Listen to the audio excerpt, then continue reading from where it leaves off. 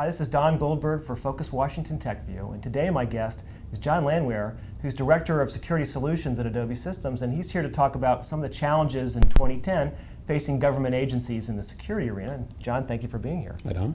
So let's start by some of the simple things that agency officials, as they're moving toward the White House's open government initiative, need to think about. They're putting lots of information out online. They're making it available. What are some of the simple things they need to think about? What are the simple errors that they need to avoid? Sure. Well, the government has a lot of content that is appropriate for the people to see. And one of the challenges that some organizations have had is in publishing documents that have a mix of sensitive information with public information. Mm-hmm. And typically redaction is the technology that is used to take the sensitive information out of the document, which could be personal identifying information, even including social security numbers and things that shouldn't be in these public documents.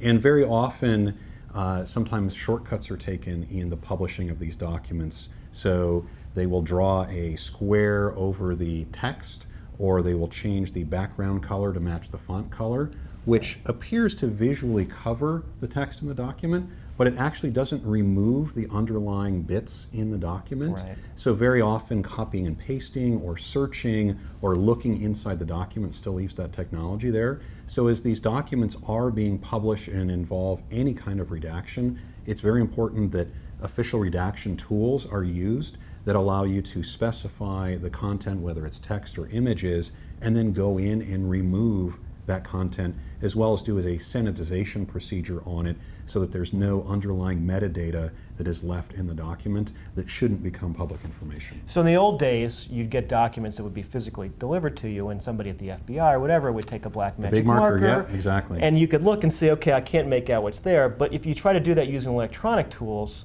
you're not actually eliminating the data or covering it up.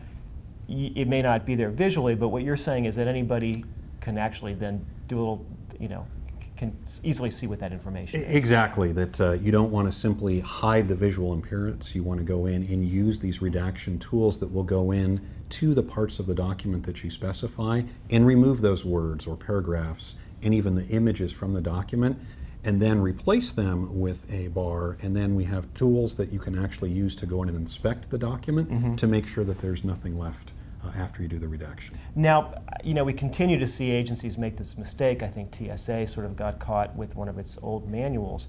How easy is it for them to find the tools online that they need to do redaction correctly? Sure. Well, we try to make it very easy for users of PDF to utilize redaction by putting it in the menu bars of our products. So if you have a copy of Acrobat, there is a menu item that says Examine Document to look what's in the document, not just visually, but any metadata that's in it, as well as a complete redaction toolkit that allows you to specify marks to propose items for redaction that often get reviewed by others to make sure that only the things that have to be redacted do get redacted and not too much gets redacted. So there's typically a review process there that can be managed.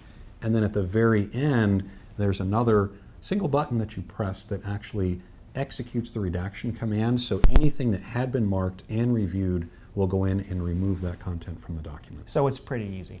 Now let's talk about, again, in the old days, you'd get documents sent to you in the mail, you'd get hard copies, and the agency didn't have control over it. If they'd done it right, good. If they hadn't done it right, the information was going to get out. But electronically, can you encrypt in ways that you have more control over that information as you're disseminating it over the internet? Yeah, the technology world has brought a lot of improvements to documents that what people are used to with ink on paper actually has a number of security vulnerabilities in them. For example, who can view that paper? Can it be photocopied? As well as how do I know whether that content is actually authentic and unmodified? Right. So the technology capabilities allow you to control who has access to a document, what can they do with it, can they print, can they modify, as well as providing seals on a document or certifying a document, much like the government printing office does, so that when you open the document, you see a blue ribbon across the top that says, this document was certified by the United States Government Printing Office, and everybody that pulls that down can then see, I know where this document came from, and I know that it hasn't been tampered with. Yeah, talk about that certification a little bit, because I think with the new budget that's coming out, we're going to see certification as an issue there. How important is it, not only for the consumers, but for the agency to have confidence that this is the document that is the real thing? Certainly for any document that people need to rely on, the accuracy of the information in it that is going out to the public and organizations, whether it's budgets or other sensitive information, if there's any risk that somebody changing that document or forging that document could disrupt things, the certification again provides the blue ribbon so that anybody that pulls that document down can see who authored that document, what that organization was, and has assurances that that document hasn't been tampered with. So that means people haven't gone on and moved the commas or decimal points in the budget line items or added and removed pages.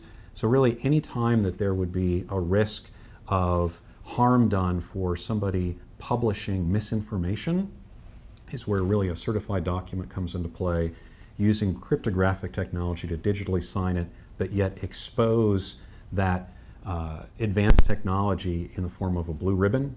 And if somebody does do something to it, you know because the blue ribbon turns into a red X.